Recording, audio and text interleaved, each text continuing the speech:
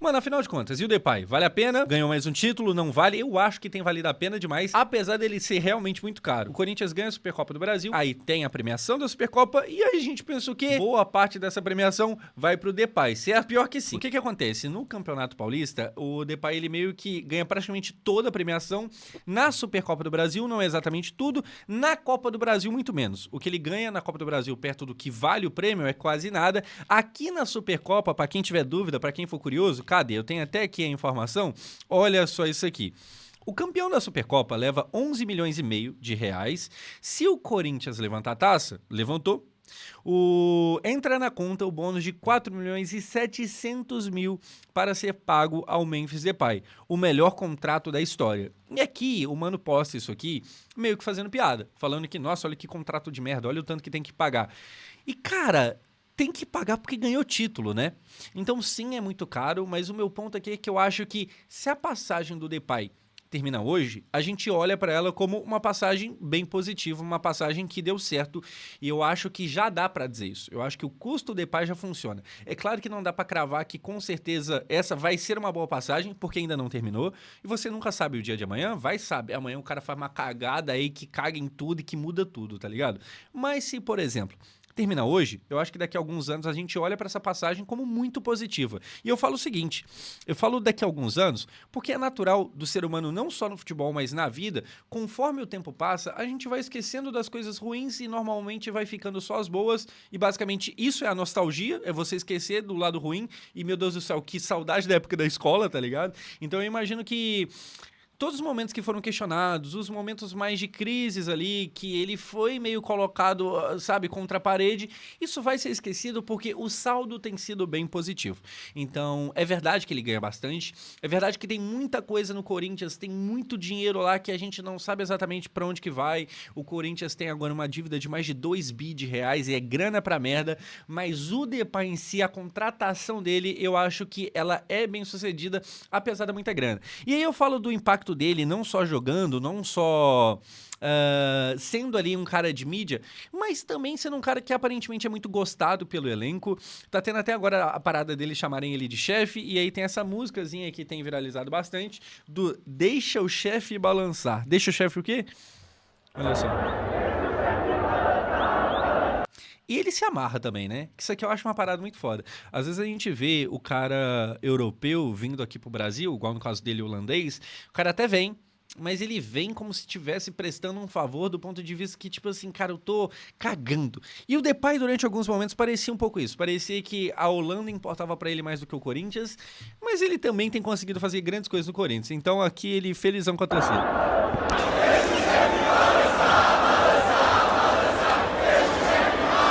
Deixa o chefe balançar. Tem uma entrevista pós-jogo do Mateuzinho que ele fala do Depay, ele não chama de Memphis, ele não chama de Depay, ele chama de chefe.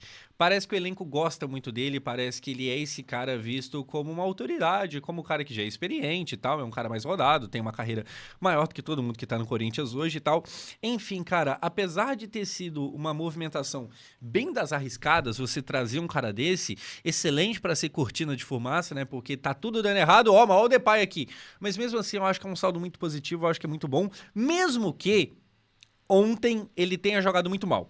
Então, talvez você assistiu até aqui, a gente tá agora indo pra 4 minutos de vídeo, e aí você tá vendo isso aqui, talvez você esteja incomodado porque, pô, Josão, você tá elogiando aí pra caramba e tal, falando que vale a pena, falando que é caro, mas é bom, mas, meu Deus do céu, o jogo ontem foi ruim.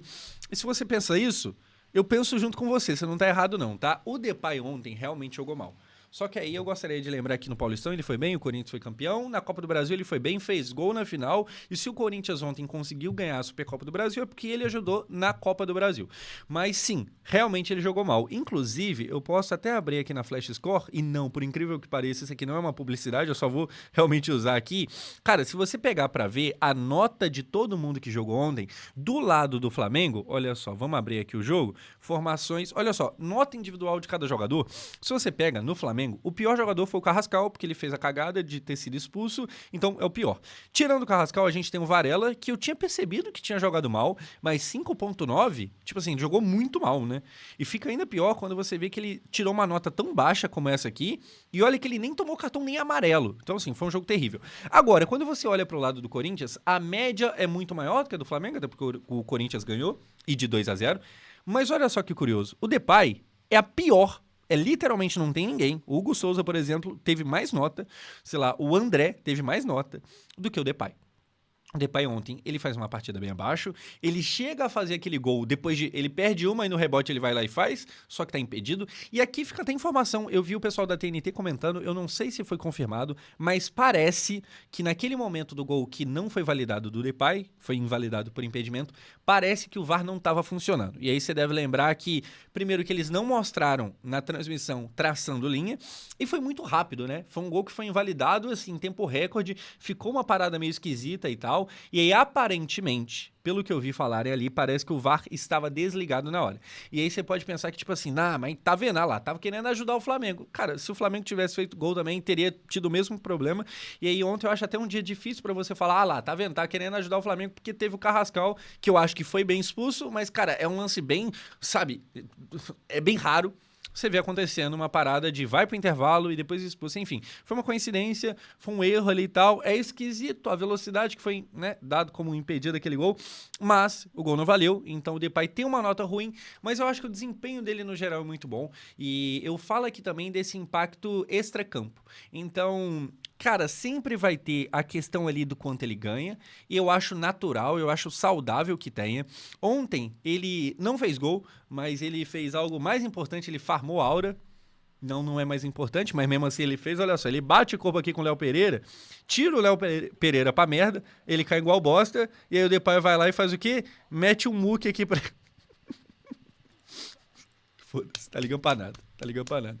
Enfim, o gringo holandês, diferente, sei lá, do Seedorf, quando veio pro Botafogo, que tratava o Brasil como uma merda, ele parece gostar daqui, ele parece se identificar com o Corinthians. Eu acho que ele gosta, eu acho que ele entendeu a relevância do Corinthians no Brasil e o que exatamente o Corinthians representa, que tipo de torcedor é o torcedor médio corintiano. Eu acho que ele entendeu isso e eu acho que ele gosta. Eu acho que ele percebeu a potência Corinthians e ele desfruta de estar aqui. E, cara, como eu falei, se termina hoje a passagem, eu acho que é vitoriosa. É claro que ele não ganhou, sei lá, uma Libertadores, pra gente falar que, nossa Deus do céu. Então, Josão, você tá falando que ele é tão pica no Corinthians quanto a Arrascaeta no Flamengo. Não chega tanto, obviamente. Mas é uma passagem vitoriosa. É uma passagem que, cara, olhando o cenário do Corinthians, é muito melhor do que dava pra imaginar. Até porque o ano passado o corintiano ele tinha tudo pra ser péssimo e ele termina ganhando o Paulistão em cima do Palmeiras, o que, né, dá um gosto ainda maior pro Paulistão, e ele ganha uma Copa do Brasil que é meio inesperada, é uma Copa do Brasil do nada. E aí, eu vou mudar agora um pouco do que a gente tá falando aqui, ainda mantendo em Corinthians. Ele ganha uma Copa do Brasil e agora ganha uma Supercopa. Ele quem? O Depay? Também, mas não principalmente. Eu queria falar aqui agora, porque assim, tem gente falando que o Corinthians ganhou meio que na cagada. Ah, ganhou, mas ganhou jogando mal. E, cara, não foi. O Corinthians ganhou porque tem Dorival Júnior e eu acho que o Dorival conscientemente jogou feio, mas ganhou o jogo. Era isso que ele queria. Olha só, o copeiro Dorival, e tem gente que é chamada de copeira sem ser, mas o Dorival realmente copeiro. Tem agora a Supercopa do Brasil, de ontem, né, 2026, a Libertadores do Flamengo em 22, e essa Libertadores aqui, ela tem uma parada que é o seguinte, eu não lembro se o Flamengo ele tem a melhor campanha dos brasileiros em Libertadores na história, ou se é a melhor campanha da Libertadores como um todo. Mas fato é que, no mínimo, entre os brasileiros, se eu não me engano, ele tem a melhor campanha de Libertadores. E melhor em qual sentido? Melhor, não, pô, mas 2019 foi muito melhor. Não, melhor em, não em emoção, obviamente, mas em aproveitamento. Jogos ganhos, jogos perdidos, empates, aproveitamento. Se eu não me engano, ele tem a melhor. O que, né, mostra o que é o trabalho do Dorival. E também, e principalmente, 4 Copas do Brasil.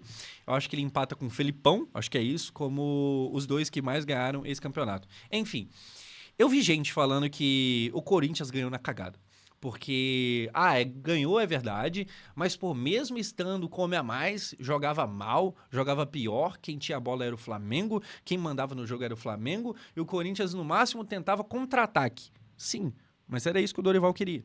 Era exatamente isso que ele fez e deu certo contra o Vasco na final da Copa do Brasil. Aí você pensa, não, mas então você tá falando que o Vasco colocou o Corinthians meio que na roda, igual o Flamengo. Então o Vasco é tão superior quanto o Flamengo. Em elenco, obviamente não, mas no contexto do que foi a final, sim. E por quê? Pra quem já esqueceu.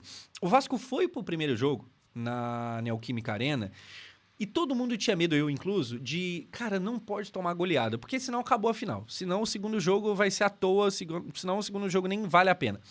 E aí, acabou que chegou lá e o Vasco foi muito melhor do que o Corinthians na final. Inclusive, ele não só não perdeu, como ele também não foi goleado, como ele quase ganhou. A gente terminou 0-0, o que pra gente, fora de casa, era um placar muito bom. E teve até bola na trave, ou seja, poderia até ter vencido aquele jogo.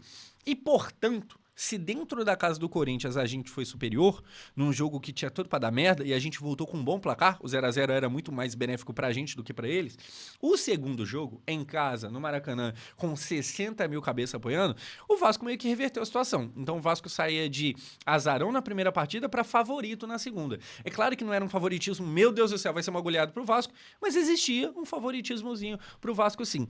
E aí, como é que foi o jogo? Foi um jogo de favorito. O Vasco teve mais a bola, o Vasco, sei lá, teve mais escanteio, o Vasco tentou muito mais gol, o Vasco perdeu o jogo. Por quê? Porque o Dorival, ele vai lá e faz naquele dia exatamente a mesma coisa que ele fez ontem contra o Flamengo. Efetividade.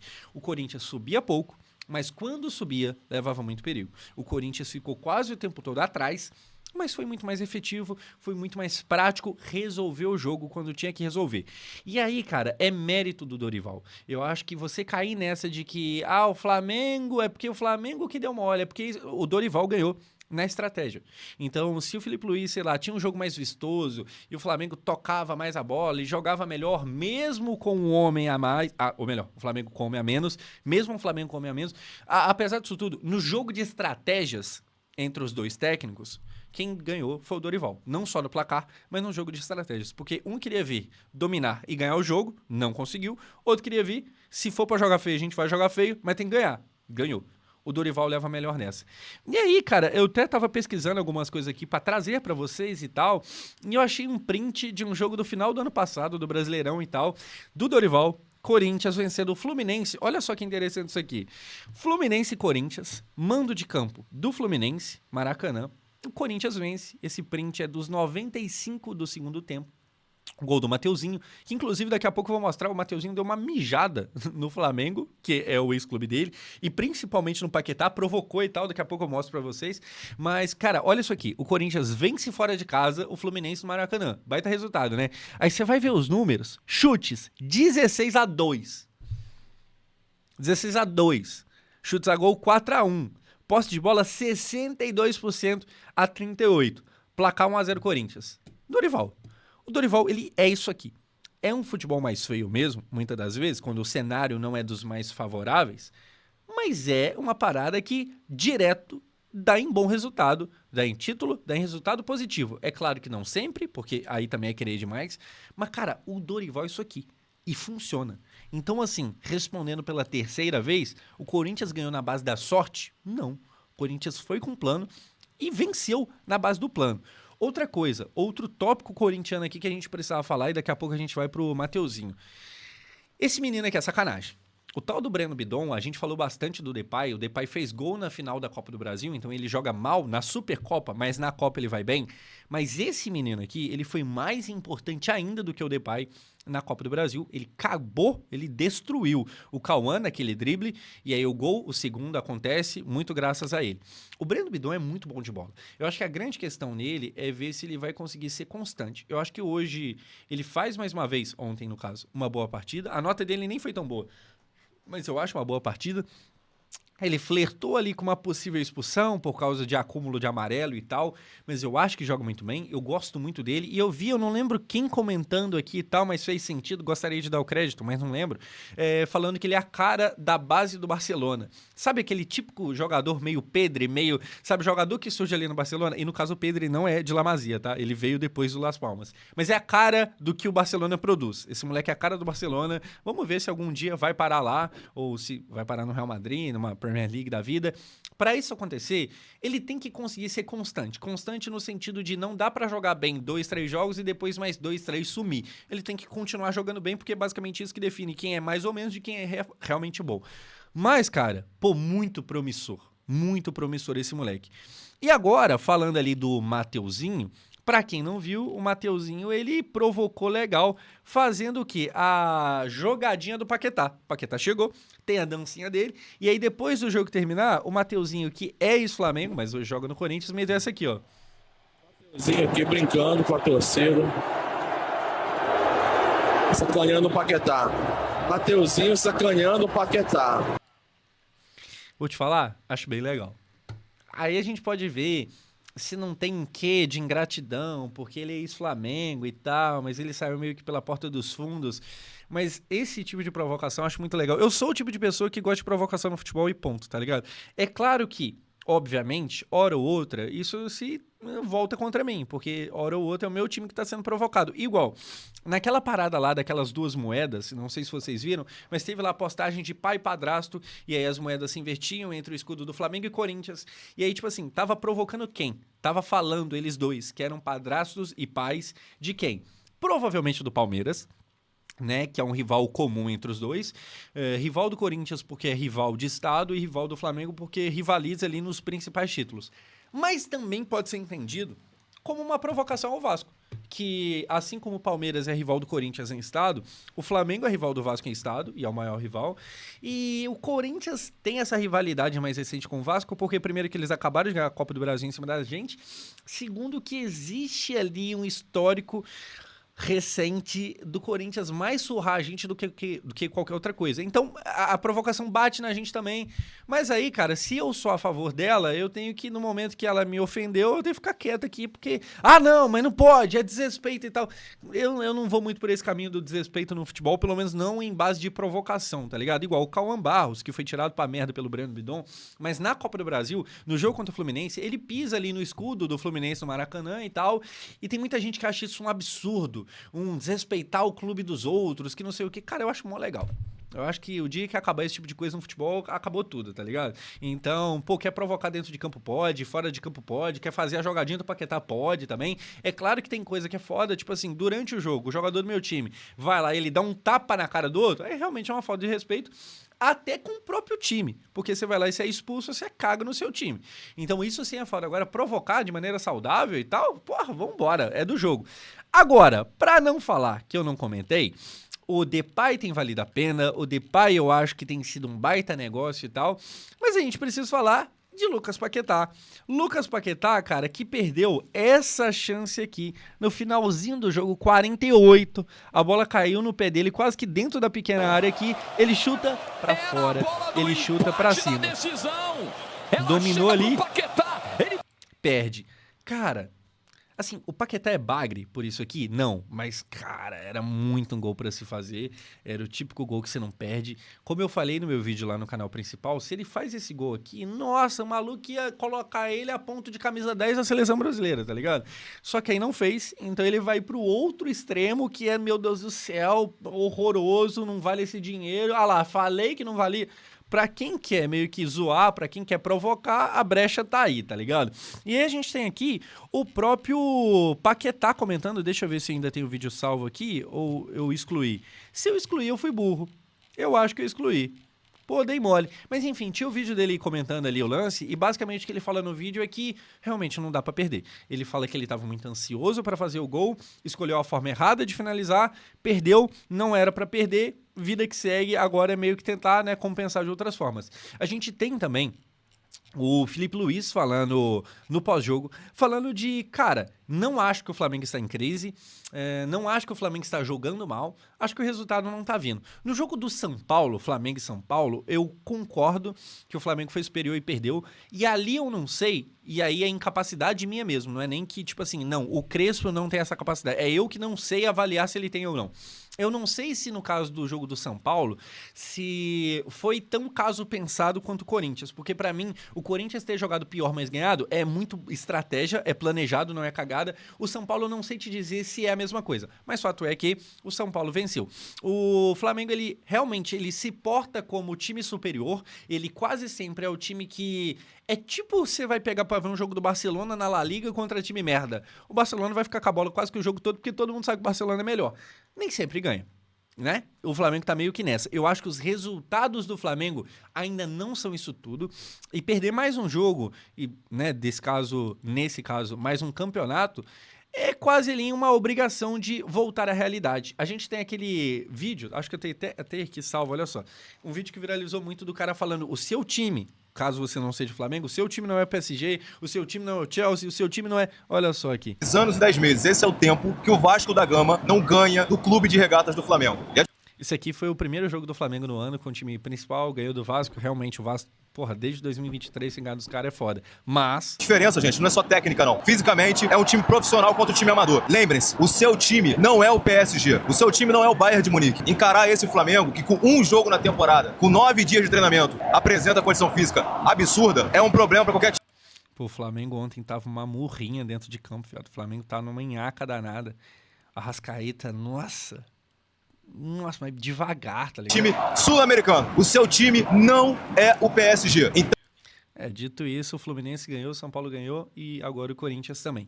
Enfim, é importante fazer um disclaimer aqui que eu acho que... Porque senão envelhece muito mal esse comentário, tá ligado? Eu acho que no final do ano o Flamengo vai estar lá incomodando. E com incomodando eu quero dizer que ele vai estar lá ou ganhando o Campeonato Brasileiro ou brigando pelo título. Top 3. Qualquer coisa fora de top 3, top 4, na pior das hipóteses, seria ali uma coisa muito surpreendente e consideravelmente uma tragédia pro ano do Flamengo. O Flamengo deve brigar por Copa do Brasil, deve tentar a Libertadores de novo e tal. Provavelmente esse tipo de coisa vai acontecer.